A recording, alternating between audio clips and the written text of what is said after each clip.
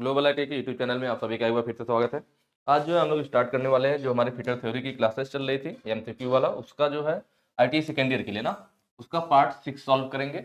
इसके पहले की अगर आपने वीडियो नहीं दिखा है तो आप अपने यूट्यूब में ओपन कर लीजिएगा, वहाँ पे आपको सेक्शंस मिलेंगे, होम, वीडियो, शॉर्ट्स, लाइव, उसके बगल में प्लेलिस्ट का सेक्शन होता है, उस पर आप क्लिक कर लेंगे तो आज का जो मैं वीडियो करवाऊंगा प्लस इसके पहले के जितने भी वीडियो आपको एक जगह इकट्ठे मिल जाएगा। प्लेलिस्ट पे क्लिक करेंगे ना तो वहाँ पे फिटर थ्योरी सेकेंड ईयर के नाम से प्लेलिस्ट बनी होगी, तो इससे क्या होगा कि आपको सारी वीडियो एक जगह मिल जाएगी, आपको अलग अलग ढूंढना नहीं पड़ेगा। प्लस मैं जो आपको क्वेश्चंस करवाऊंगा उसका जो पीडीएफ है वो आपको कहाँ से मिलेगा, तो उसके लिए आपको इस वेबसाइट पे विजिट करना होगा www.globalit.org। इस वेबसाइट पर जाकर के आप बिल्कुल आसानी से पीडीएफ डाउनलोड कर सकते हैं, प्लस वहां पे ऑनलाइन टेस्ट वगैरह भी दे सकते हैं। एक चीज और, आप इस वेबसाइट में मतलब जैसे विजिट करते रहिए, ट्राई करते रहिए, ऐसा नहीं है कि मतलब एक दिन आप गए तो देखे कि यार इस पे तो इतना ही कंटेंट है, ये बराबर अपडेट होता रहता है, ठीक है। तो आप प्रॉपर इसको चेक करते रहिए, लगातार जैसे वीडियो क्लासेज आगे बढ़ती जाती है वैसे पीडीएफ वगैरह का, टेस्ट वगैरह का इनमें अपडेट होता रहता है। चलिए मैं आपको थोड़ा सा यहाँ पे बता देता हूँ कि आप इसको बिल्कुल आसानी से कैसे यूज कर पाएंगे वेबसाइट को। तो उसके लिए आपको अपने फोन के गूगल में सर्च करना है ग्लोबल आईटीआई। जैसे ही सर्च करेंगे आपको पहली वेबसाइट मिल जाएगी globaliti.org के नाम से, इस पर आपको क्लिक कर लेना है। इस तरह से नया टैब आपके सामने होगा, इसमें जो है आप ये ऑप्शन जो देख रहे हैं होम, हमारे बारे में, नई अपडेट, आईटीआई कोर्स, ये ऑप्शन आपको जनरली मोबाइल में नहीं दिखाई देगा। कैसे होगा, तो उसके लिए आपको राइट साइड कॉर्नर में जो या 3 डॉट दिख रहे हैं इन पर क्लिक करना होगा, ये सारे ऑप्शन आपके सामने होंगे। यहाँ पे जो आईटीआई कोर्स लिखा हुआ आईटीआई कोर्स पे आप क्लिक कर लेंगे, ऐसे electrician theory, fitter theory, employability skill, अलग अलग ऑप्शन आ जाएगा। फिटर थ्योरी के तो फिटर थ्योरी पे क्लिक कर लीजिए।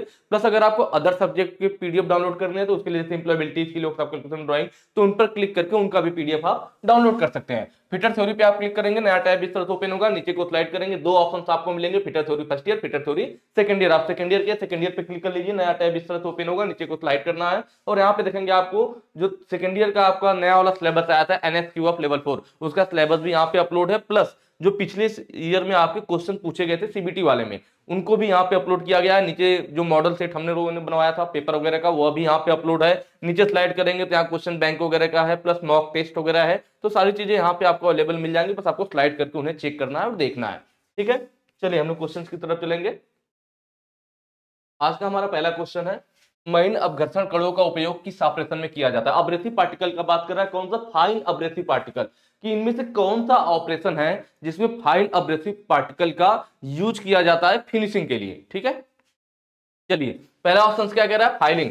फाइलिंग हम देख रहे हैं यहाँ पे, ये वाला जो मैंने फिगर ले रखा, देखिए आपके क्वेश्चंस में फिगर नहीं है, फिगर मैंने अलग से ले रखा है जिससे कि आपको जो चीजें मैं बताऊं वो ज्यादा अच्छे से समझ में आया और आपके दिमाग में रहे, ठीक है। ये चीजें मैंने आपको पहले ही बताया कि अगर आपको क्वेश्चन सॉल्व करना है तो सबसे पहले चीज तो आपको फिगर दिमाग में होना चाहिए। अगर कोई भी टॉपिक का नाम ले रहा है, अगर उससे रिलेटेड आपके दिमाग में फिगर आ गया तो 90% तो क्वेश्चन आपको वहीं सही हो जाएगा, बस थोड़ा सा सोचना पड़ेगा। अगर फिगर ही नहीं याद आएगा तो फिर कोई मतलब नहीं है, वो रटने वाली बात हो जाएगी, वो भूल जाओगे आप जब एग्जाम में बैठोगे तो। फाइलिंग क्या होता है, तो यह आपको जो ऑप्शन दिख रहा है यहाँ पे, सॉरी फिगर दिख रहा है, यह देख रहे हैं यहाँ पे एक बेंच वाइस है, बेंच वाइस में एक जॉब को हमने पकड़ रखा और यहाँ पे फाइल है। तो जब बेंच वाइस में जॉब को पकड़ करके फाइल के द्वारा घिसा जाता है तो उसी प्रोसेस को फाइलिंग कहते हैं। तो इसमें क्या कोई ऐसा अब्रेसिव पार्टिकल यूज किया जा रहा है, नहीं, इसमें तो एक हम लोग फाइल यूज कर रहे हैं, टूल यूज कर रहे हैं जो कि हाई कार्बन स्टील की बनी होती है। तो यहाँ पे तो कोई अब्रेसिव पार्टिकल इस वाले में यूज नहीं किया गया, मतलब यह ऑप्शन सही नहीं होगा। लैपिंग, लैपिंग क्या होता था, यह जो फिगर है मैंने ले रखा है लैपिंग का, लैपिंग के बारे में हम लोग पहले भी पार्ट में कई बार पढ़ चुके हैं, बाकी मतलब पूरे डिटेल में, ठीक है। मैंने आपको बताया था लैपिंग में क्या होता है, यह जो नीचे होता है हमारी लैप प्लेट होती है, क्या होती है, लैप प्लेट होती है। लैप प्लेट आपका कास्ट आयरन का बना हो सकता है, कॉपर या ब्रास का बना हो सकता है, लेड का बना सकता है, जो मेटेरियल होता है उसके अनुसार हम लोग इसका चयन करते हैं, ठीक है। तो यह हमारा लैपिंग प्लेट जो होती है यह कास्ट आयरन वाला सबसे ज्यादा यूज किया जाता है, तो उसका बना होगा। इसके ऊपर अब हमें क्या करना होगा, क्योंकि लैपिंग प्लेट से तो हम जॉब को घिसेंगे नहीं, ऊपर वाला जो है आपका यह जॉब है, तो इसको घिसने के लिए हम लोग लैपिंग प्लेट पे क्या करते हैं, लैपिंग कंपाउंड का पेस्ट लगाते हैं। तो बोला जाता है कि यह जो लैप प्लेट है हमारी वो चार्ज हो गई, जब लैपिंग कंपाउंड का पेस्ट लगा दिया जाएगा तो उसकी मदद से फिर जॉब की फिनिशिंग की जाती है। तो जो हमारा लैपिंग कंपाउंड होता है, अब लैपिंग कंपाउंड क्या होता है, लैपिंग कंपाउंड, ठीक है। लैपिंग कंपाउंड में हमारे 2 चीजें आती है, एक होता है lapping vehicle, lapping vehicle plus abrasive particle, 2 चीजें, lapping vehicle plus abrasive particle. Particle का मतलब छोटे छोटे कण। लैपिंग व्हीकल के रूप में हम क्या यूज करते हैं, तो ग्रीस हो गया, तेल हो गया, पैराफिन हो गया, इनको हम लोग लैपिंग व्हीकल के रूप में यूज करते हैं। और अब्रेसिव पार्टिकल के रूप में आपका सिलिकॉन कार्बाइड हो सकता है, डायमंड हो सकता है, एल्युमिनियम ऑक्साइड हो सकता है, ठीक है, बोरान कार्बाइड हो सकता है। तो उनको हम लोग अब्रेसिव पार्टिकल के रूप में यूज करते हैं। मैंने आपकी चीजें पहले बताई भी कि जो अब्रेसिव पार्टिकल होते हैं, डायमंड के छोटे छोटे टुकड़े, इस तरह से पार्टिकल, तेज धारा वाले छोटे छोटे टुकड़े होते हैं, या फिर एल्युमिनियम ऑक्साइड के या फिर सिलिकॉन कार्बाइड होगा, ऐसे छोटे छोटे टुकड़े रहते हैं। तो इन छोटे छोटे टुकड़ों को पेस्ट के रूप में बनाने के लिए इसमें हम क्या मिलाते हैं, ऑयल मिला लेते हैं या ग्रीस मिला लेते हैं, उसी को हम लैपिंग व्हीकल कहते हैं। तो लैपिंग व्हीकल, अब्रेसिव पार्टिकल दोनों को मिलाकर के जो पेस्ट बनाया जाता है, उस पेस्ट को इस लैप प्लेट के ऊपर लगा देते हैं, तो बोला जाता है कि ये लैपिंग प्लेट हमारी चार्ज हो गई। अब इसकी मदद से हम जॉब की फिनिशिंग करते हैं। तो अब्रेसिव पार्टिकल किसमें यूज किया गया, हम देख रहे हैं अब्रेसिव पार्टिकल, फाइन महीन अब्रेसिव पार्टिकल किसमें यूज किया जा रहा है, लैपिंग वाले प्रोसेस में यूज किया जा रहा है। और क्वेश्चन में भी वही पूछ रखा था कि फाइन अब्रेसिव पार्टिकल का किस ऑपरेशन में उपयोग किया जाता है, मतलब लैपिंग वाले में ऐसा चीज यूज की जाती है, तो ऑप्शन भी सही हो जाएगा। ठीक है, स्क्रैपिंग क्या है, तो यह वाला जो ऑप्शन दिख रहा है आपको, यह स्क्रैपिंग है। इसमें दिखाया गया कि एक जॉब होती है हमारे पास, जो हमारे पास जॉब होती है, सरफेस होती है, उस पर हम लोग क्या करते हैं, कहीं कहीं पर ऊंचे ऊंचे निशान होते हैं, हाई स्पॉट्स होते हैं। उन हाई स्पॉट्स को हटा करके उस जॉब को, सरफेस को प्लेन बनाया जाता है। तो यह जो जॉब है हमारी, तो इस पे जो हाई स्पॉट होंगे उनको पहचानेंगे कैसे, तो उसके लिए हम लोग क्या करते हैं, सरफेस प्लेट पे सिंदूर या फिर पर्शियन ब्लू को लगा लेते हैं, फिर जॉब को जो होता है, जॉब की सरफेस को उस पर घिस देते हैं। तो जहां जहां जॉब की सरफेस पे हाई स्पॉट्स होंगे वहां पर सिंदूर या फिर पर्शियन ब्लू लग जाएगा। तो जहां जहां पर्शियन ब्लू या फिर हमारा सिंदूर लगा होगा, उस वाले हिस्से को इस स्क्रैबर की मदद से खुरच करके निकालते हैं। तो इसलिए देख रहे हैं आपका स्क्रैपर दिख रहा है और इससे खुरचा जा रहा है, मतलब ऐसे खुरच करके निकाला जाता है, तो ये स्क्रैपर होता है। तो इसमें भी हमने क्या यूज किया, एक टूल यूज किया। स्क्रैपर भी हमारा जनरली हाई कार्बन स्टील का बना होता है, तो इसको भी हमने टूल के रूप में यूज किया। तो इसमें तो कोई अब्रेसिव पार्टिकल यूज हुआ नहीं, इसलिए अभी ऑप्शन सही नहीं था। पॉलिशिंग क्या होता है, तो देखिए पॉलिशिंग जो होता है हमारा ना, वो लैपिंग होनिंग वगैरह करने, लैपिंग हो गया, होनिंग हो गया, सुपर फिनिशिंग हो गया, इनको करने के बाद पॉलिशिंग किया जाता है। पॉलिशिंग में क्या होता है, तो इसमें भी कोई अब्रेसिव पार्टिकल नहीं होता है, इसमें हमारा एक व्हील होता है। क्या होता है, व्हील होता है। जैसे ग्राइंडिंग व्हील होता है ना, उसी टाइप से पॉलिशिंग में भी होता है। वह व्हील किसका बना होता है, तो वह व्हील हमारा लेदर का हो सकता है, ऊन का हो सकता है, कागज का हो सकता है।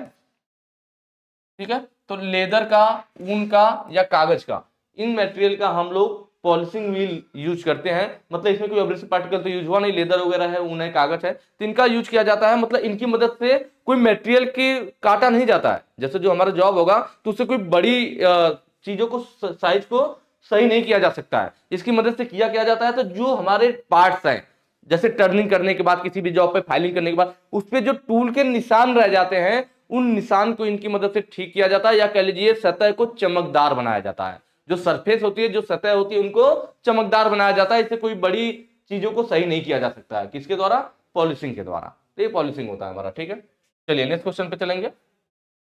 अगला कह रहा है नॉर्मलाइजिंग का उद्देश्य क्या है। देखिए नॉर्मलाइजिंग का क्या उद्देश्य है, ये सारी चीजें हमने पहले भी बहुत अच्छे से पढ़ रखा है।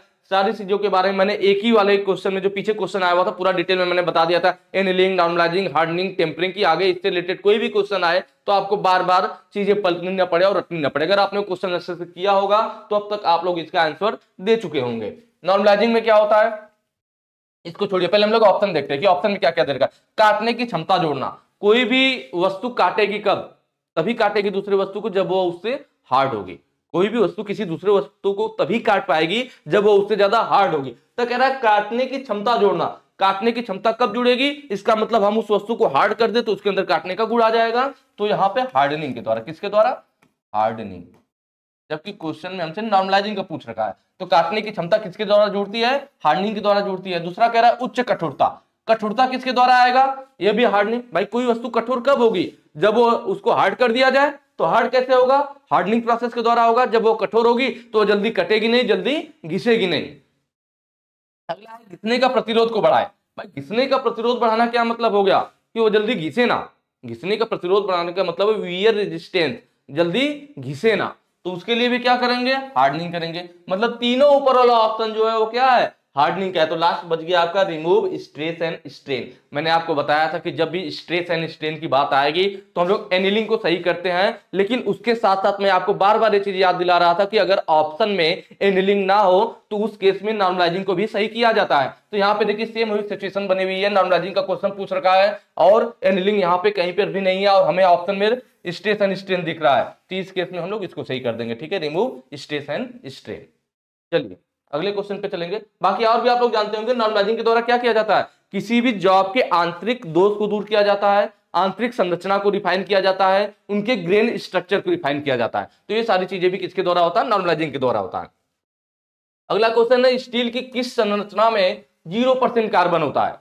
ठीक है, देखिए जिस संरचना में स्टील के 0% कार्बन होगा उसको हम लोग शुद्ध आयरन बोलते हैं। शुद्ध आयरन होगा भाई, कार्बन की मात्रा नहीं है, मतलब वो क्या है? शुद्ध आयरन है, शुद्ध लोहा है, उसमें चुंबकीय गुण होगा। क्या होगा? चुंबकीय गुण होगा। तो जो फेराइट होता है हमारा ना, यही होता है, यह सबसे मुलायम संरचना होती है क्योंकि इसमें कार्बन की मात्रा नहीं है।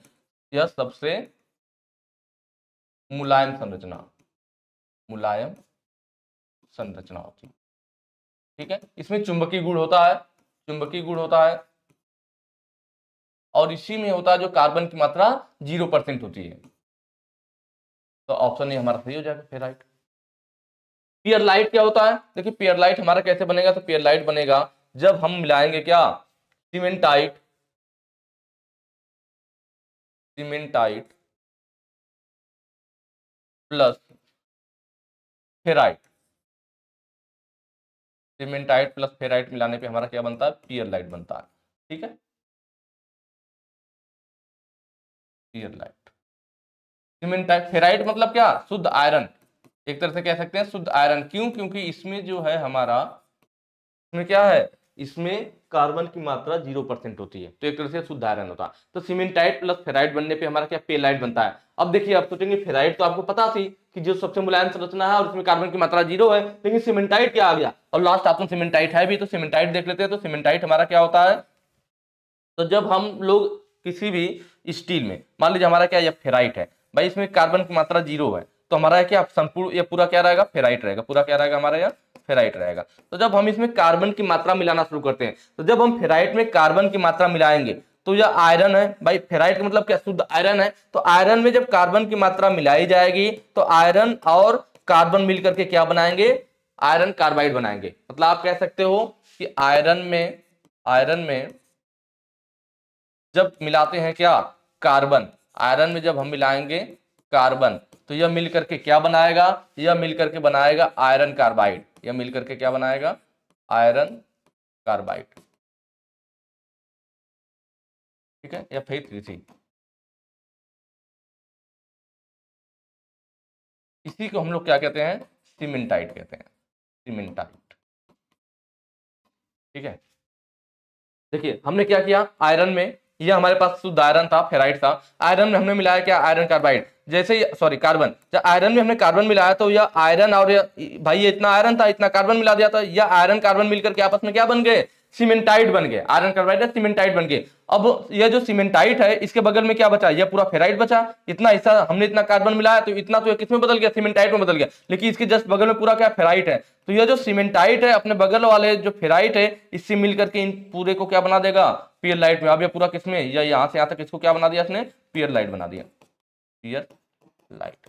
तो यही बात हो रही थी कि जो सीमेंटाइट होता है, सीमेंटाइट जब फेराइट के साथ मिलता है या शुद्ध लोहा के साथ मिलता है तो क्या बना देता है? पियरलाइट बना देता है। तो इसका मतलब हम जैसे जैसे शुद्ध आयरन में कार्बन की मात्रा बढ़ाते जाएंगे, जैसे जैसे कार्बन की मात्रा बढ़ेगी, फिर मान लीजिए कार्बन हमने यहां तक फैला दिया, कार्बन यहां आ गया, कार्बन की मात्रा इतनी की, तो यह पूरा सीमेंटाइट हो गया। फिर यह यहां तक बढ़ जाएगा और यह पूरा क्या किसमें बदल देगा? हमारा उसमें बदल देगा, क्या कहते हैं? पियरलाइट में। तो जैसे जैसे कार्बन की मात्रा बढ़ती जाएगी, फेराइट की मात्रा कम होती जाएगी और पियरलाइट की मात्रा बढ़ती जाएगी। कार्बन मिलाएंगे, कार्बन तुरंत उसको किसमें बदलेगा? फेराइट को सीमेंटाइट में, और सीमेंटाइट फिर बगल वाले फेराइट से रिएक्शन करके क्या बना देगा? पियरलाइट बना देगा। जैसे जैसे कार्बन की मात्रा बढ़ती जाएगी, फेराइट की मात्रा कम होती जाएगी और पियरलाइट की मात्रा बढ़ती जाएगी। जब कार्बन की मात्रा 0.84% पहुंच जाती है, कितना? 0.84% पहुंच जाती है, तो उस समय संपूर्ण जो हमारा स्टील होती है वो पियरलाइट में, संपूर्ण पियरलाइट में बदल जाती है। वह पूर्ण रूप से पियरलाइट होती है, संपूर्ण पियरलाइट। आई बात समझ में? जब कार्बन की मात्रा कितनी पहुंच जाए? 0.84, तो वह संपूर्ण पियरलाइट में बदल जाती है। और इस स्टील को हम लोग क्या बोलते हैं? इटोक्टोइड स्टील। क्या बोलते हैं? इटेक्टोइड स्टील बोला जाता है। संपूर्ण पियरलाइट जब 0.84% कार्बन की मात्रा हो जाए उस समय संपूर्ण रूप से पियरलाइट में होता है, उसे इटेक्टोइड स्टील बोला जाता है। ठीक है, और इस स्टील की एक ही क्रिटिकल टेम्परेचर होता है। जो क्रिटिकल टेम्परेचर होता है, लोअर क्रिटिकल टेम्परेचर और अपर क्रिटिकल टेम्परेचर। लेकिन जो यह स्टील होती है जो संपूर्ण रूप से पियरलाइट में बदली होती है, जिसमें 0.84% कार्बन होता है, वह सिर्फ और सिर्फ एक ही क्रिटिकल पॉइंट रखता है। ठीक है, इनका अपर लोअर नहीं होता, एक ही क्रिटिकल पॉइंट होता है, ये भी आपको ध्यान रखना है। चलिए ये सारी चीजें क्लियर हुई। देखिए जो हमारा फेराइट था ना, ये तो सबसे शुद्ध और मुलायम वाला था। सीमेंटाइट की बात करें तो ये सबसे कठोर होता है, ये सबसे कठोर और भंगुर होता है, सबसे कठोर और भंगुर, सबसे कठोर और भंगुर। इसमें कार्बन की मात्रा सबसे ज्यादा होती है, कार्बन की मात्रा सबसे ज्यादा किसमें? सीमेंटाइट में कार्बन की मात्रा सबसे अधिक। ठीक है, ये कठोर तो होता है लेकिन भंगुरता की वजह से मजबूत नहीं होता है, मजबूत नहीं होता है, मजबूत नहीं होता। और वहीं पे पेयरलाइट की बात की जाए तो यह क्या होता है हमारा, यह सबसे अधिक मजबूत होता है। फेराइट और सीमेंटाइट के साथ सबसे अधिक मजबूत पेयरलाइट होता है, पेयरलाइट। ठीक है, यह जो पेयरलाइट है हमारा, यह सबसे अधिक मजबूत होता है। ठीक है, अब एक रह गया हमारे पास क्या, आस्टेनाइट। आस्टेनाइट क्या होता है, तो देखिए जब स्टील को गर्म किया जाता है, जब स्टील को हम लोग गर्म करते हैं तो धीरे धीरे गर्म करते करते जब उसके लोअर क्रिटिकल टेम्परेचर पे पहुंचते हैं, दो चीजें थी मैं आपसे बात कर रहा था, LCT लोअर क्रिटिकल टेम्परेचर और UCT अपर क्रिटिकल टेम्परेचर। ठीक है, लोअर क्रिटिकल टेम्परेचर सबका एक समान होता है, कोई भी स्टील हो 723 डिग्री सेल्सियस होता है। अपर क्रिटिकल टेम्परेचर सबका बदलता रहता है, लोअर क्रिटिकल टेम्परेचर सबका एक समान रहता है। तो देखिए लोअर क्रिटिकल टेम्परेचर पे जब वो पहुंचता है, किसी भी स्टील को जब गर्म करेंगे तो लोअर क्रिटिकल टेम्परेचर पे पहुंचने पर उसके आंतरिक संरचना में परिवर्तन आना प्रारंभ होता है। आंतरिक संरचना में परिवर्तन आने का मतलब है कि उसमें कार्बन घुलना स्टार्ट हो जाता है। और वो कब संपूर्ण रूप से घुलता है, तो जब वो अपर क्रिटिकल टेम्परेचर पे पहुंचता है। जैसे जैसे हम गर्म करते जाएंगे स्टील में कार्बन की मात्रा घुलती जाएगी, जब वो स्टील अपने अपर क्रिटिकल टेम्परेचर पे पहुंचेगी उस समय जो स्टील में कार्बन उपस्थित है वो पूर्ण रूप से स्टील में घुल चुका होगा, और उसी स्टेज को आस्टेनाइट बोला जाता है। उसी स्टेज को आस्टेनाइट बोला जाता है जब जब कार्बन जब कार्बन पूर्ण रूप से स्टील में घुल चुका होता है, पूर्ण रूप से स्टील में घुल चुका होता है। क्लियर, तो ये चीज होती है। चलिए नेक्स्ट क्वेश्चन पे चलेंगे। अगला आपके सामने सरफेस हार्डनिंग करने की विधि क्या है, यह फिगर दिखा रखा, पूछ रखा है कि यह कौन सी विधि के द्वारा सरफेस हार्डनिंग किया जा रहा है। तो यहाँ पर देखिए ये आपके पास क्या मेटल है, जॉब है जिसकी सरफेस हार्डनिंग करनी है, और इस पे ये कॉपर की ट्यूब लपेटी गई है। ये चीजें मैंने आपको पहले भी बताया।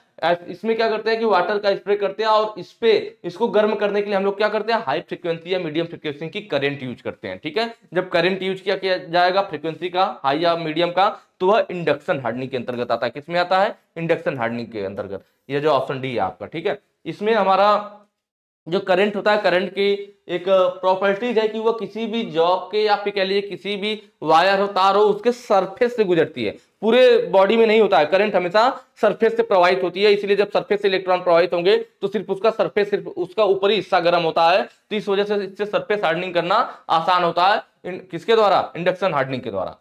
ठीक है, और सरफेस हार्डनिंग का मतलब ही है, सरफेस हार्डनिंग मतलब सरफेस को हार्ड करना, या इसी को केस हार्डनिंग कहते हैं। सरफेस हार्डनिंग कहिए या केस हार्डनिंग। केस हार्डनिंग का मतलब क्या, किसी भी जॉब के सिर्फ और सिर्फ ऊपरी सतह को कठोर करना, अंदर का भाग टफ और मुलायम बना रहे, सिर्फ ऊपरी सतह कठोर हो। ऐसी जरूरत हमें गियर वगैरह में, कैम में, बियरिंग में पड़ती है, क्योंकि गियर जब हमारा एक गियर दूसरे गियर से फंसकर चलता है तो हम चाहते हैं कि उसका ऊपरी सतह कठोर रहे, तो एक दूसरे में जब गियर फंस के चलेंगे तो जल्दी घिस जाएंगे। तो ऊपरी सतह से कठोर कर देंगे, अगर पूरा कठोर कर देंगे तो क्या दिक्कत आएगी, जब गियर आपस में फंस करके चलता है तो उस पर झटका भी लगता है। तो अगर पूरा कठोर रहेगा तो जब झटका लगेगा तो गियर टूट जाएगा। इसीलिए हम चाहते हैं कि भाई दोनों काम हो जाए, एक तो ऊपरी सरफेस कठोर है जिससे गियर के दांते आपस में फंस करके चलेंगे तो घिसेंगे नहीं, दूसरी चीज जब झटका लगेगा तो उसको सहन करने के लिए क्या हो, उसका आंतरिक भाग टफ और मुलायम बना रहा है, जिससे कि जो झटके लगेंगे उसको एब्जॉर्ब कर लेगा।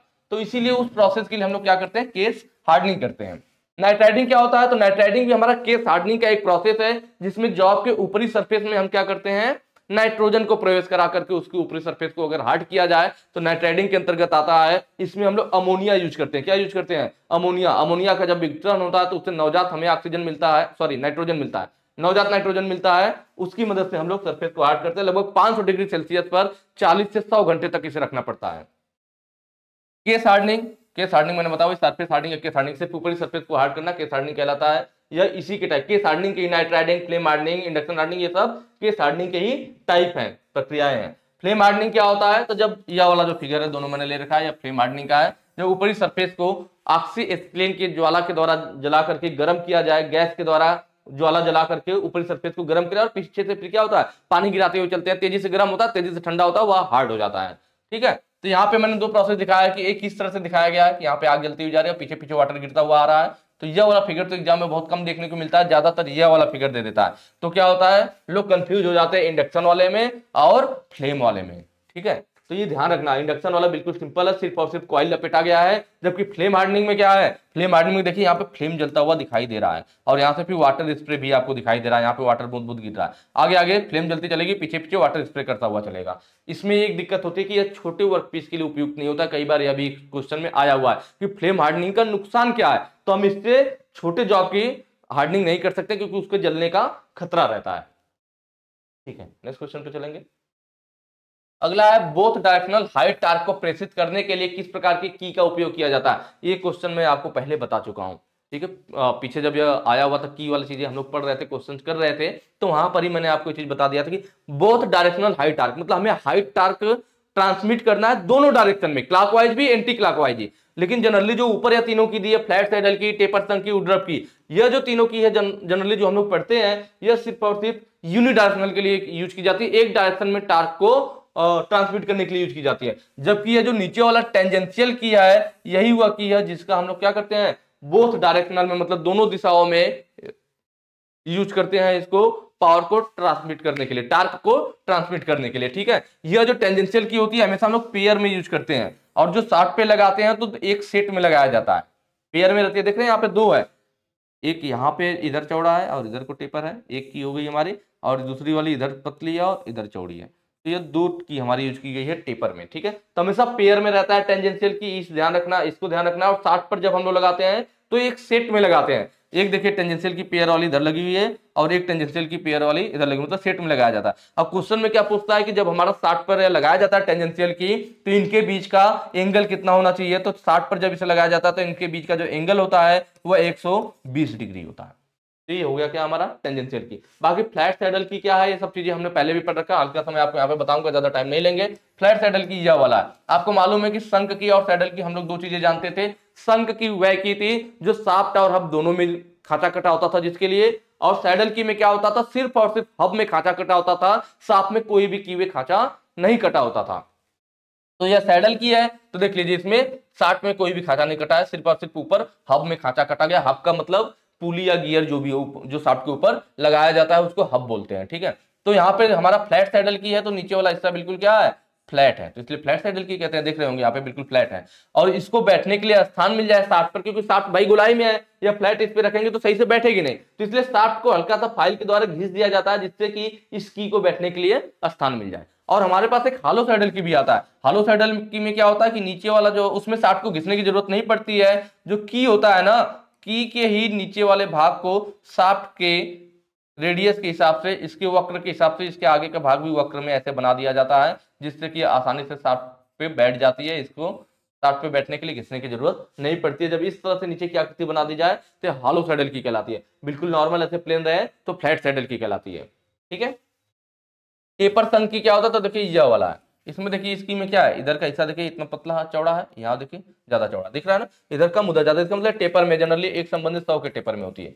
या और संघ की है तो आधा शाफ्ट में और आधा हाफ दोनों में रहेगा, टेपर में बना है इसलिए इसको टेपर संघ की कहते हैं। उड्रप की क्या होता है, तो यह वाला जो फिगर है आपका उड्रप की होता है, इसमें क्या होता है, तो यह अर्धवृत्ताकार आकृति का होता है कि, ठीक है, इसको लगाने के लिए हम क्या करते हैं, जो शाफ्ट होती है जनरली टेपर शाफ्ट पे यूज की जाती है, किस पे, टेपर्ड शाफ्ट पे, टेपर्ड शाफ्ट पे, या फिर कह लीजिए ऑटोमोबाइल वगैरह में यूज किया जाता है इसका उड्रप की का। तो टेपर्ड शाफ्ट पे इसको हम इसलिए इसकी को एडजस्टेबल की भी बोल देते हैं, इसको उड्रप की को एडजस्टेबल की भी बोला जाता है, क्योंकि ये अपने आप एडजस्ट हो जाती है थोड़ा बहुत, एडजस्टेबल की।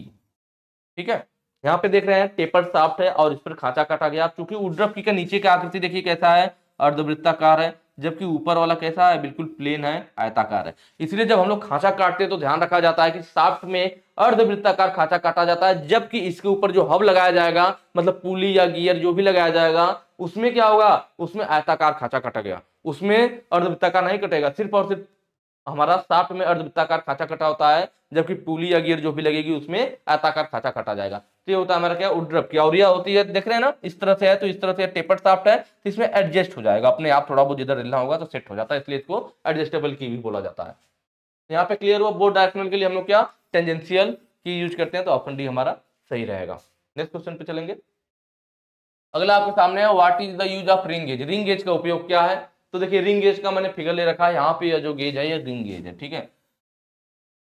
इसको भी मैंने पहले आपको बता रखा था, रिंग का मतलब अंगूठी, अंगूठी उंगली के ऊपर पहनी जाती है, इसलिए रिंग भी हमारा क्या किया जाता है, बाहरी व्यास को, बाहरी और डाया को चेक करता है। तो रिंग गेज का उपयोग बाहरी व्यास को चेक करने के लिए। यहाँ पे क्वेश्चन में देखिए वही चीज बोला हुआ, सिर्फ बाहरी ना बोल करके क्या बोल दिया, शाफ्ट व्यास की जांच करना। ध्यान देना होगा, थोड़ा सा इसने लैंग्वेज को चेंज किया, बात वही है। रिंग गेज बाहरी व्यास को चेक करता है, और यहाँ पे बोल रहा शाफ्ट व्यास की जांच करना। शाफ्ट कैसी होती है भाई, शाफ्ट हमारी इसी टाइप से तो होती है, बेलनाकार आकृति में होती है और ऐसे होता है। तो शाफ्ट का अगर आप व्यास चेक करना चाहोगे, व्यास चेक करने का मतलब क्या, बाहरी मापी तो चेक करना पड़ेगा, तो बाहरी व्यास चेक करने को कहिए चाहे शाफ्ट व्यास की जांच करने को कहिए, दोनों एक ही बात है। इसका मतलब रिंग गेज वाले के लिए ऑप्शन बी हमारा सही हो जाएगा। कह रहा है छेद व्यास की जांच करना। देखिए छेद की व्यास की कौन जांच करेगा, छेद का मतलब आंतरिक हो गया भाई, छेद का मतलब क्या, कहीं पे होल होगा उसका व्यास चेक करना है, मतलब आंतरिक का माप हमें चेक करना है। और मैंने आपको बताया था कि प्लग जो होता है सॉकेट के अंदर चला जाता है, इसलिए आंतरिक माप चेक करने के लिए प्लग गेज होता है, ठीक है। तो छेद की व्यास चेक करना है, तो इसके लिए हमारा क्या यूज होगा, प्लग गेज यूज होगा। और यहाँ पे जो ऑप्शन है या डबल यूनिट प्लग गेज का मैंने ले रखा है, जिससे कि आपको समझ में आए, आंतरिक माप चेक करने के लिए यूज किया जाता है, ठीक है। उसके बाद आपके सामने है चेक टेपर्ड शाफ्ट डायमीटर। देखिए टेपर्ड शाफ्ट की हमें डायमीटर चेक करनी है।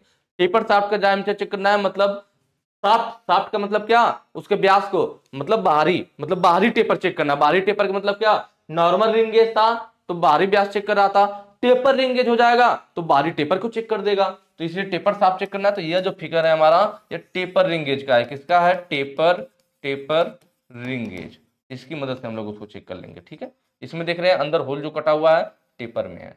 कैसे है, टेपर में इधर पतला है और इधर चौड़ा है।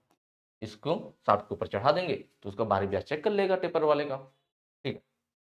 लास्ट है चेक इंटरनल थ्रेड डायमीटर। आंतरिक थ्रेड व्यास की जांच करना। देखिए आंतरिक चूड़ी की जब भी बात करेगा तो क्या, आंतरिक की बात कर दिया तो प्लग आ जाएगा, और थ्रेड है तो थ्रेड प्लग गेज आ जाएगा, या जो ऑप्शन है देखिए थ्रेड प्लग गेज है। दोनों में फर्क नहीं है, देखिए नॉर्मल प्लग गेज है या थ्रेड प्लग गेज है। नॉर्मल था तो आंतरिक व्यास चेक कर रहा था, थ्रेड वाला प्लग गेज है तो आंतरिक चूड़ी को चेक करेगा।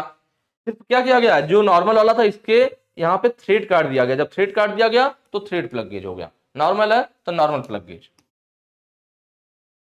ठीक है। चलिए नेक्स्ट क्वेश्चन पे चलेंगे। अगला है आंतरिक धागे की सटीकता की जांच के लिए, ठीक है। आंतरिक धागा लिख दिया यहाँ पर, देखिए इंटरनल थ्रेड, इंग्लिश वाला देखिएगा क्वेश्चन, इंटरनल थ्रेड। मैंने जानबूझ के धागा ऐसे ही रहने दिया, जिससे कि कई बार एग्जाम में क्या होता है ना, कि थ्रेड का मतलब चूड़ी होता है, धागा भी होता है। तो जब ये लोग गूगल से सर्च करके क्वेश्चन बनाते हैं, जब एग्जाम वगैरह में देते हैं, तो आपके एग्जाम में भी धागा लिखा हुआ आ जाएगा। तो इसलिए मैंने धागा लिया है कि जब धागा लिखा हुआ आएगा तो आपको शायद ये वीडियो याद आ जाएगी, सर ने बताया था कि भाई धागा का मतलब थ्रेड ही होता है, तो आप क्वेश्चन गलत नहीं करोगे, ठीक है। आंतरिक धागा कहिए, आंतरिक थ्रेड कहिए, आंतरिक चूड़ी कहिए, सब एक ही बात है। तो इसकी सटीकता की जांच करनी है, तो अभी हमने पीछे बात किया कि जब इंटरनल थ्रेड की जांच करनी होगी तो इंटरनल भाई आंतरिक माप लेना है तो प्लग गेज, लेकिन आंतरिक चूड़ी की माप लेना है तो प्लग गेज था, बस आगे थ्रेड लगा दीजिए, थ्रेड प्लग गेज, तो आंतरिक चूड़ी की जांच ले लेगा। तो ऑप्शन देखिए, ऑप्शन जो सी है हमारा थ्रेड प्लग गेज, और इसका फिगर यह है जो अभी अभी हमने पीछे भी देखा था। इसमें जो गो वाला सिरा रहता है वो लंबा रहता है, नो गो वाला छोटा रहता है। और रिंग गेज में उल्टा होता है, रिंग गेज में गो वाला छोटा रहता है और नो गो वाला बड़ा रहता है। नो गो को पहचानने के लिए रिंग गेज में उसमें सर्कुलर ग्रूव्स भी बना होता है, जिसकी मदद से बिल्कुल आसानी से पहचान सकते हैं। रिंग गेज क्या है, तो देखिए ये वाला फिगर रिंग गेज क्या है, जो कि बाहरी व्यास माप लेने के लिए यूज किया जाता है। स्नैप गेज, स्नैप गेज का फिगर यह है, इसकी मदद से भी बाहरी माप ली जाती है, जैसे कि किसी भी जॉब की लंबाई, चौड़ाई, मोटाई या व्यास को भी चेक किया जा सकता है, किसकी मदद से, इस स्नैप गेज की मदद से। सेंटर गेज, यह सब हम लोग पहले पढ़ चुके हैं। यह वाला फिगर जो है सेंटर गेज का है, इसका एंगल ये वाला भी 60 डिग्री होता है, और इधर वाला भी क्या होता है, ग्रुप 60 डिग्री होता है, ठीक है। बाकी एक मान लीजिए ये 47.5 डिग्री का हो जाएगा, जो कि बीए थ्रेड का होता है, या 55 डिग्री का हो जाएगा, जो कि बीएसपी थ्रेड का होता है। तो जो सिंगल पॉइंट वाले थ्रेड कटिंग टूल होते हैं, लेथ मशीन वगैरह पे जो थ्रेड कटिंग सिंगल पॉइंट वाले यूज किए जाते हैं, उनके मतलब थ्रेड कटिंग टूल के कोण को चेक करने के लिए यह सेंटर गेज यूज किया जाता है, ठीक है। अगर मान लीजिए आपको कहीं पे क्या मीट्रिक थ्रेड काटना है, तो जो हमारा टूल होगा, जो थ्रेड कटिंग टूल होगा, वो 60 डिग्री वाला होगा भाई, उसके आगे 60 डिग्री का थ्रेड का 60 डिग्री के हिसाब से बनाया जाएगा, तो उसको यहाँ पे चेक कर लेंगे।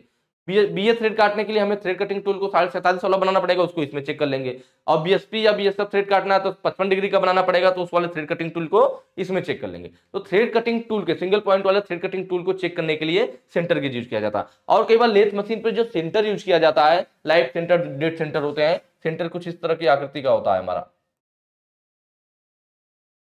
पीछे टेपर होता है। तो जो हमारा सेंटर होता है ना, तो इन सेंटर का भी एंगल कितना जनरली 60 डिग्री रहता है, जो साधारणतः 60 डिग्री रहता है। तो जो लेथ मशीन के सेंटर होते हैं उनको भी इस पर सेंटर गेज की मदद से चेक किया जा सकता है। चलिए नेक्स्ट क्वेश्चन पे चलेंगे। अगला कह रहा है इस गेज का नाम क्या है। यह गेज आपको फिगर में दे रखा है, अभी हमने देखिए पीछे आपको बताया भी कि इसमें क्या है, अंदर होल है, कैसा होल है, तो यहाँ से यहाँ तक देखिए लाइनिंग है, यहाँ से यहाँ तक है, इधर का कम है और इधर का ज्यादा, मतलब टेपर में होल है। और यह क्या होगा, किसी जॉब के ऊपर ऐसे चढ़ जाएगा, जॉब के ऊपर चढ़ेगा मतलब बाहरी चीज को चेक करेगा, और चूंकि टेपर में होल है मतलब बाहरी टेपर को चेक करेगा। तो बाहरी टेपर को कौन चेक करेगा, तो बाहरी साइज को चेक करने के लिए रिंग गेज होता है। अब बाहरी टेपर को चेक कर रहा है तो फिर टेपर रिंग गेज हो जाएगा। ऑप्शन देख लीजिए, ऑप्शन आपका सी है। रटने वाली चीज नहीं है, बस क्वेश्चन को ध्यान से पढ़िए और उसके कॉन्सेप्ट को समझिए, अपने आप आंसर आपके सामने आ जाएगा। बस चीजों को थोड़ा सा आपको दिमाग में कैलकुलेट करना होगा। रिंग गेज क्या है, तो देखिए बाहरी व्यास को चेक करने के लिए वाला फिगर आपका रिंग गेज का है।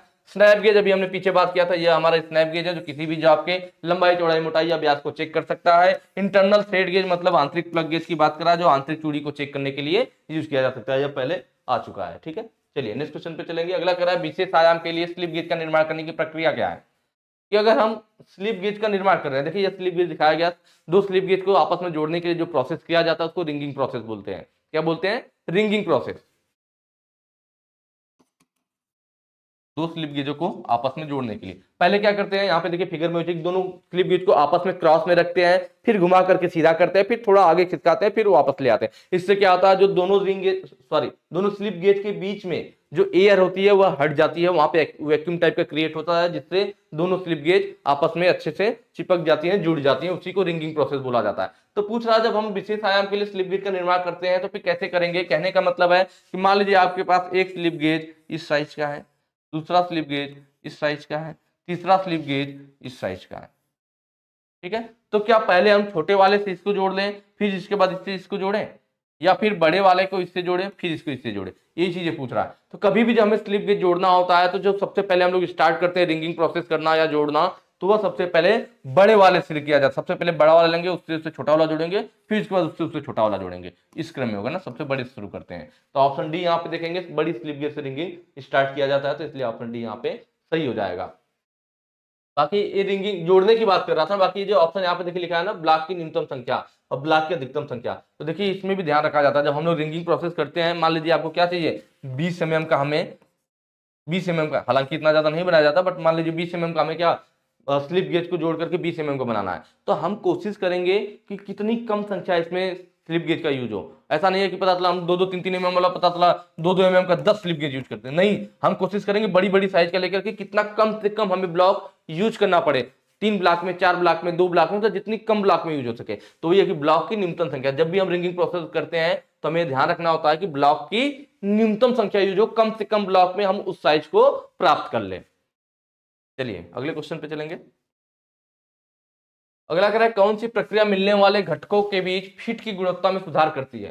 भाई दो मिलने वाले घटक है वो अच्छे से आपस में फिट हो सके, तो उसके लिए कौन सी प्रक्रिया सुधार करती है। Filing, turning, grinding, lapping. ये चीज मैं आपको पहले भी बता चुका हूं कि सबसे अच्छी फिनिशिंग, बस क्वेश्चन थोड़ा बदला हुआ था कि सबसे अच्छी फिनिशिंग किसके द्वारा मिलती है। तो सबसे अच्छी फिनिशिंग आप लोगों को मालूम होगा किससे मिलेगी, लैपिंग के द्वारा। सबसे अच्छी फिनिशिंग लैपिंग के द्वारा। अगर लैपिंग के द्वारा सबसे अच्छी फिनिशिंग है तो इसके द्वारा जिस पार्ट की लैपिंग की जाएगी वह दोनों आपस में अच्छे से फिट भी हो पाएंगे, फिट की गुणवत्ता भी अच्छी मिलेगी। तो इसका मतलब ऑप्शन क्या होगा, डी आपका सही हो जाएगा, लैपिंग। बाकी फाइलिंग क्या है, तो देखिए ये फाइल के द्वारा किसी जॉब को कितना फाइलिंग कहलाता है। टर्निंग क्या है, तो टर्निंग लेथ मशीन पे की जाती है, लेथ मशीन के चक में जॉब को पकड़ करके घुमाया जाता है, और एक हमारा कटिंग टूल होता है जिसको फिर यहाँ पे मोशन देते हैं आगे को, रेसिप्रोकेटिंग टाइप का। ठीक है, जॉब हमारा रोटेट करता है और इसके लंबाई में ऐसे चलता हुआ इस पे हमारा कटिंग करता है। तो इस प्रोसेस को हम लोग टर्निंग, परत बाई परत, बारी बारी से परत उतारते रहते हैं, इसी को हम लोग क्या बोलते हैं, टर्निंग बोलते हैं।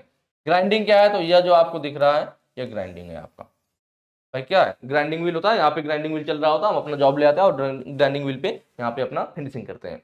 लैपिंग, लैपिंग यह वाला लैपिंग हम लोग पीछे भी कई बार पढ़ चुके हैं, इसलिए मैं बार बार नहीं बताऊंगा। यहाँ पे लैप प्लेट होता है जो कास्ट आयरन कॉपर या ब्रास लेट का बना होता है। Cast iron copper brass plate के ऊपर हम लोग क्या करते हैं, लैपिंग प्लेट होती है, लैपिंग प्लेट के ऊपर उसे चार्ज किया जाता है। चार्ज करने के लिए उस पर लैपिंग कंपाउंड लगाया जाता है। लैपिंग कंपाउंड में लैपिंग व्हीकल प्लस हमारे अब्रेसिव पार्टिकल होते हैं। लैपिंग व्हीकल के रूप में ग्रीस, ऑयल, तेल यूज करते हैं, पैराफिन यूज करते हैं, या फिर जो हमारा अब्रेसिव पार्टिकल है उसके रूप में हम लोग एल्युमिनियम ऑक्साइड और silicon carbide, diamond, boron carbide ऐसी चीजें यूज करते हैं। उन दोनों को मिलाकर के पेस्ट बनाया जाता है। उसी पेस्ट को इस लैप प्लेट के ऊपर लगा देते हैं तो बोला जाता है हमारी ये प्लेट चार्ज हो गई। उसके बाद उसकी मदद से लैपिंग प्रोसेस किया जाता है। ठीक है, चलिए हार्डेंड स्टील और कास्ट आयरन। देखिए एक चीज और मैं आपको बता दूं, अगर आप लोग अपने थ्योरी वगैरह बहुत बढ़िया करना चाह रहे हैं, एक अच्छी और बेहतरीन तैयारी करना चाहते हैं, तो उसके लिए आप लोग हमारा प्ले स्टोर से ग्लोबल आईटीआई का ऐप भी डाउनलोड कर सकते हैं। प्ले स्टोर पे आप सर्च करेंगे ग्लोबल आईटीआई, वहां पर हमारा ऐप मिल जाएगा। उसमें जो है हम लोगों ने सारी चीजें जो मैं आपको बता रहा हूँ आना इतना डिटेल में, इससे भी ज्यादा डिटेल में मैंने वहां पे बता रखा है, क्योंकि वहां पे पूरा टाइम होता है, हमें जल्दबाजी में खत्म नहीं करना होता है। ठीक है, तो चैप्टर वाइज और हेडिंग वाइज पूरा मैंने कंप्लीट पढ़ा रखा है, तो आप वहां पर भी जुड़ करके अपनी एक अच्छी तैयारी कर सकते हैं।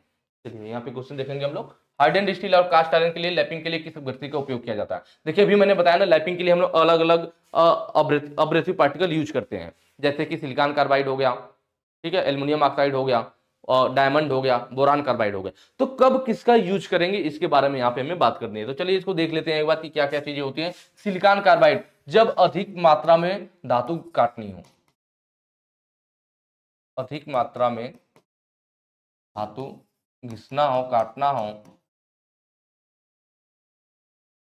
तब हम लोग सिलिकॉन कार्बाइड वाला यूज करते हैं। या फिर मैंने एक तरीका भी आपको बताया था, इससे याद रखें कि यस से क्या हो जाएगा, स्टील हो जाएगा, और सी से क्या हो जाएगा, कास्ट आयरन हो जाएगा। तो आपको याद रहेगा कि सिलिकॉन कार्बाइड किसके लिए यूज किया जाता है, स्टील और कास्ट आयरन के लिए भी। स्टील के आगे बस आपको हार्डेंड स्टील लगा देना है। तो हार्डेंड स्टील और कास्ट आयरन के लिए कौन सी होगा, सिलिकॉन कार्बाइड होगा।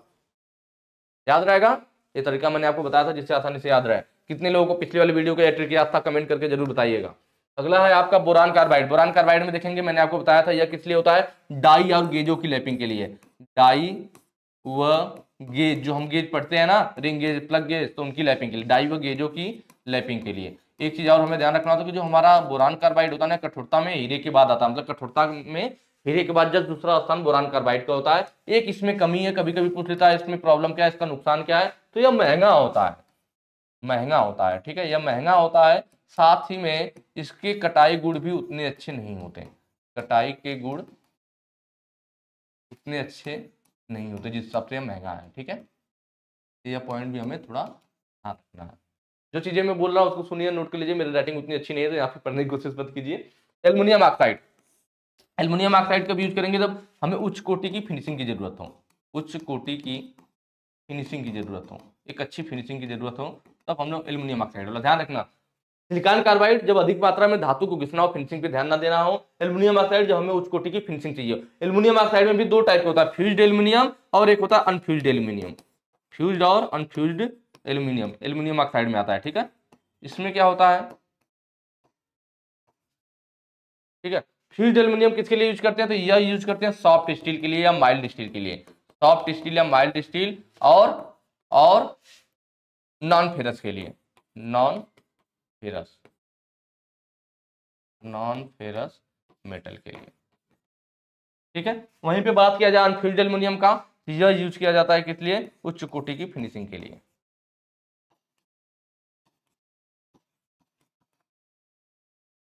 ये सारी चीजें आप लोग नोट कीजिएगा। उसके बाद बारी किसकी आती है, डायमंड की। इसमें डायमंड नहीं दे रखा, उसको भी हम लोग बात कर लेते हैं यहाँ पे।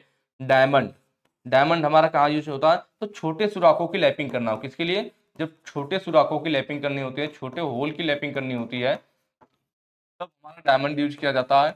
या फिर यूज किया जाता है टंगस्टन कार्बाइड, किसके लिए, टंगस्टन कार्बाइड और सिरेमिक। टंगस्टन कार्बाइड और सिरेमिक की लैपिंग हमें करनी हो, तब वहां पर भी हम लोग किसका यूज करते हैं, डायमंड का यूज करते हैं। तो ये सारी चीजें आप लोग नोट कर लीजिएगा, इसको ध्यान में रखेंगे तो इससे रिलेटेड क्वेश्चन बार बार इधर उधर चेंज करके आते रहते हैं। तो अगर ये सारे पॉइंट आपको याद रहेंगे तो बिल्कुल आसानी से आप अपने क्वेश्चन कर पाओगे। ठीक है, नेक्स्ट क्वेश्चन पे चलेंगे। कह रहा है कौन सा परिष्करण ऑपरेशन में टूल साथ में रोटेट और रेसिप्रोकेट करता है। मतलब जो टूल हो वह रोटेट करे, गोल गोल घूमे भी, रेसिप्रोकेट मतलब आगे पीछे की गति। ठीक है, मतलब वह रोटेट भी करे और आगे पीछे की भी गति करे। तो इनमें से ऐसा कौन सा फिनिशिंग ऑपरेशन में होता है, ड्रिलिंग। तो पहले तो देखिए क्या लिखा है, कौन सा फिनिशिंग ऑपरेशन में पूछ रहा ना, विच फिनिशिंग ऑपरेशन, तो ड्रिलिंग कोई फिनिशिंग ऑपरेशन तो है नहीं।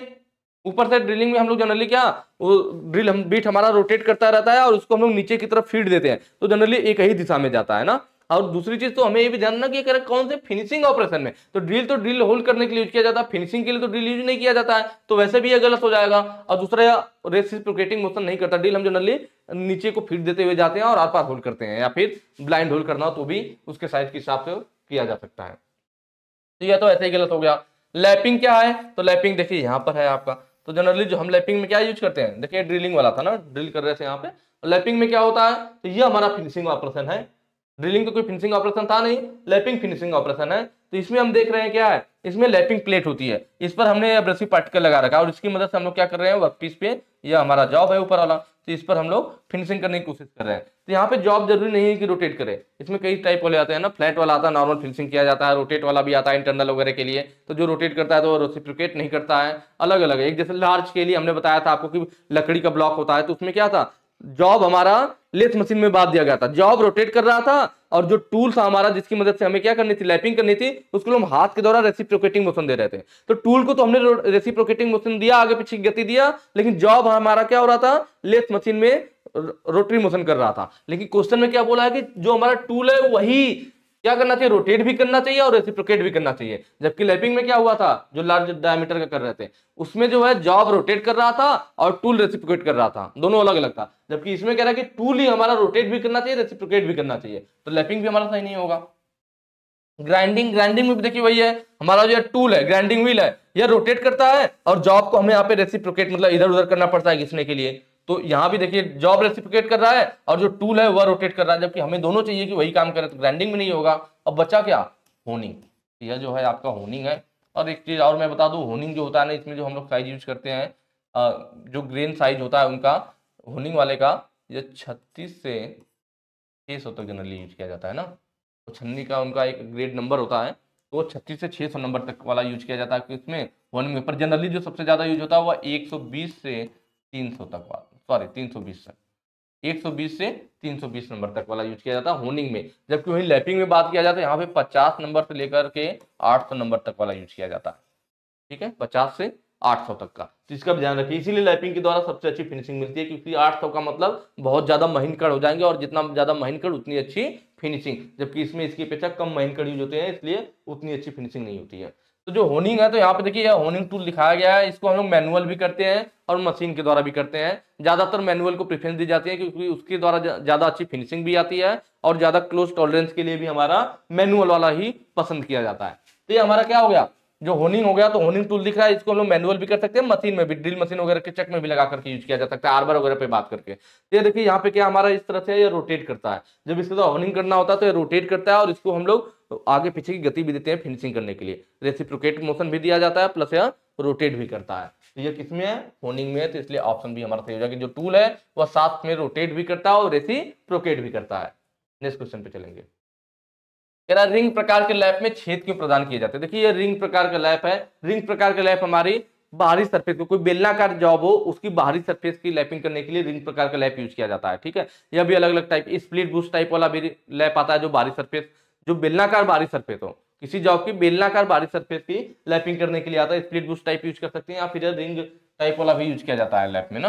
तो इसमें यह पूछ रखा है, देखिए क्या रिंग टाइप वाले की लैप में छेद क्यों प्रदान किए, फिगर मैंने अलग से ले रखा है जिससे कि आपको क्लियर समझ में आ जाए। एक तो मैं थ्योरेटिकली बता दूं तो आप सुन लोगे, पता नहीं क्या, जिन्होंने देखा होगा उन्हें तो थोड़ा समझ में आ जाएगा, जिन्होंने देखा ही नहीं तो कैसे समझ में आएगा, इसलिए मैंने अलग से फिगर ले रखा है।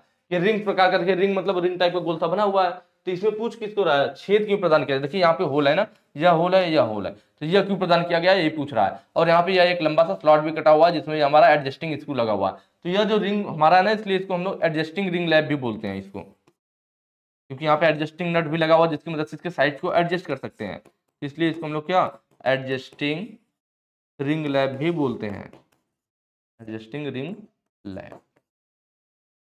ठीक है, चलिए अब इसमें यह होल किस लिए, तो यह जो होल बना होता है ना, इसी में हम लोग किसको पकड़ते हैं, लैपिंग कंपाउंड को पकड़ते हैं। किसको पकड़ा जाता है उस होल में, लैपिंग कंपाउंड को पकड़ा जाता है।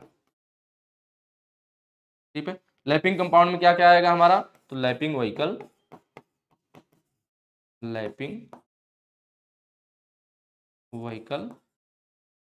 Plus abrasive compound. ये चीजें क्या होती है आपको मालूम है, मैं बार बार नहीं बताऊंगा, काफी टाइम वेस्ट होगा, ठीक है। तो लैपिंग कंपाउंड या में लैपिंग व्हीकल और अब्रेसिव कंपाउंड मिलाकर लैपिंग कंपाउंड बनाया जाता है, सॉरी अब्रेसिव पार्टिकल रहेगा, अब्रेसिव पार्टिकल रहेगा ना। तो इनको हम लोग इस होल की मदद से पकड़ते हैं। जो हमारा लैपिंग कंपाउंड होता है इसको कहाँ पकड़ा जाता है, इसको इस होल में पकड़ा जाता है, ठीक है। और ये जो स्लॉट कटा है इससे क्या फायदा होता है, तो इसमें लगा होता है एडजस्टिंग स्क्रू। तो जब हम इस एडजस्टिंग स्क्रू को टाइट करेंगे तो क्या होगा, यह जो लैप है हमारा नजदीक आएगा, आएगा ना, नजदीक आएगा मतलब साइज कम होगा। तो मतलब इस एडजस्टिंग स्क्रू की मदद से जो स्लॉट कटा हुआ है, तो इस स्लॉट की मदद से हम लोग क्या करते हैं, एडजस्टिंग स्क्रू टाइट करके इसके साइज को कम ज्यादा किया जा सकता है। जब यह टाइट करेंगे तो जब साइज कम होगा तो एक चीज और होती है, जब साइज कम होगा तो इस जो होल में हम लोगों ने लैपिंग कंपाउंड पकड़ रखा है यह भी थोड़ा नजदीक आएगा, मतलब इसकी फीडिंग भी थोड़ी बढ़ेगी घटेगी। तो इस स्लॉट की मदद से एक तो हमने साइज को, देखिए स्लॉट की मदद से क्या क्या फायदा हुआ, साइज को एडजस्ट कर सकते हैं, साइज को एडजस्ट कर सकते हैं, प्लस जो लैपिंग कंपाउंड है, लैपिंग कंपाउंड के फीडिंग को भी कंट्रोल किया जा सकता है। लैपिंग कंपाउंड के फीडिंग को कंट्रोल कर सकते हैं, फीडिंग को कंट्रोल किया जा सकता है।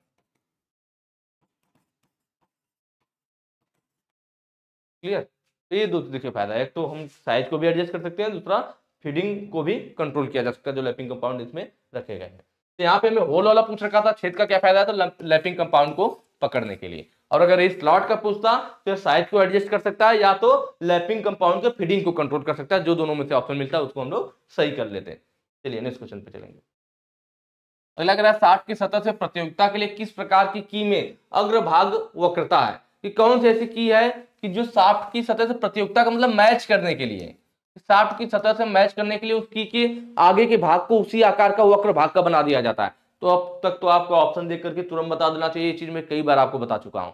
भाई शंख की क्या है, जिसमें आधा शाफ्ट के अंदर हो आधा हाफ के अंदर, दोनों में की चली जाती है, वो शंख की कहलाती है। और यह जो सर्कुलर टेपर की है शंख की का ही एक एग्जांपल है। यहाँ पे जो फिगर आपको दिख रहा है सर्कुलर टेपर की का दिख रहा है। यहाँ पे देख रहे हैं शाफ्ट में अर्धवृत्ताकार खांचा कटा होता है और हब में भी अर्धवृत्ताकार खांचा कटा होता है, क्योंकि सर्कुलर टेपर की हमारी ऐसे राउंड में होती है, तो आधा हमारा शाफ्ट में आधा हब में चली जाती है, ठीक है।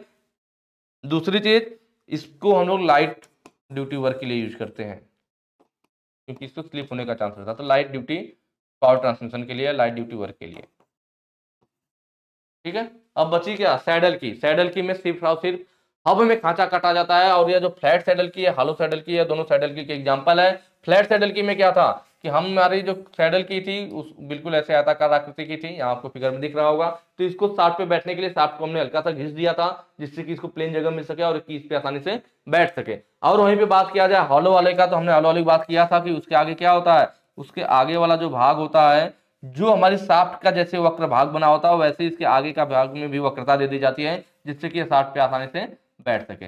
और क्वेश्चन में भी यही पूछ रखा है कि शाफ्ट की सतह से मैच के लिए, शाफ्ट की सतह से मैच करने के लिए किस प्रकार की में अग्रभाग, आगे वाला भाग वक्रता है, वक्र टाइप का, इस टाइप किसमें है, हॉलो सैडल की में है। तो ऑप्शन आपका डी सही हो जाएगा, हॉलो सैडल की। नेक्स्ट क्वेश्चन पे चलेंगे, यह हमारा आज का लास्ट क्वेश्चन भी है, ठीक है।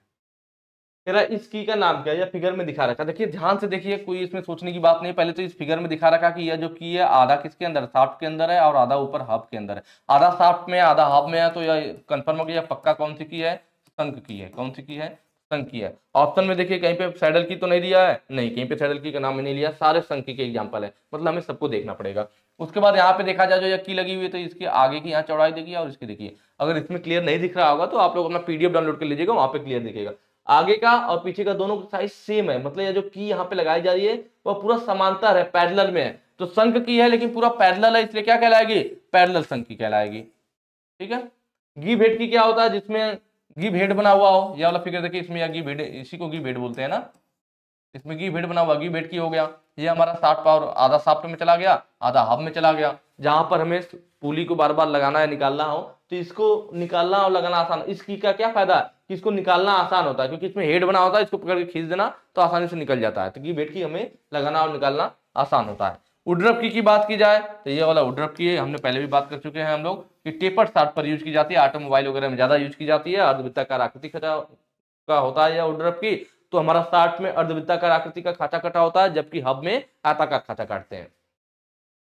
लास्ट है टेपर संघ की, देखिए ये है हमारा सेम यही प्रोसेस है जैसे यहाँ पे था शाफ्ट और हब में, वैसे इसे भी लगाया जाता है। बस फर्क क्या है, इसमें दोनों बराबर थे। इसमें देखिए आगे वाला हिस्सा देखिए इतना है और पीछे वाला देखिए इतना, मतलब यह टेपर में है। कैसे है, टेपर में है तो टेपर संघ की, और नॉर्मल तो ये जनरली इसका जो टेपर रहता है वह ए अक्ष संबंधी 100 का टेपर रहता है। कई बार यह भी एग्जाम में पूछ लेता है। तो क्लियर हो गया होगा, ठीक है। चलिए आज में के वीडियो में हमारा इतना ही रहेगा। आज का हमारा लास्ट क्वेश्चन था, और आपको चीज़ें समझ में आ रही हैं, कैसा लग रहा है वीडियो, कमेंट करके जरूर बताइएगा। बाकी अगर वीडियो अच्छी लगी है तो हमेशा की तरह वही कहूँगा, ज़्यादा से ज़्यादा शेयर कीजिएगा। Thank you.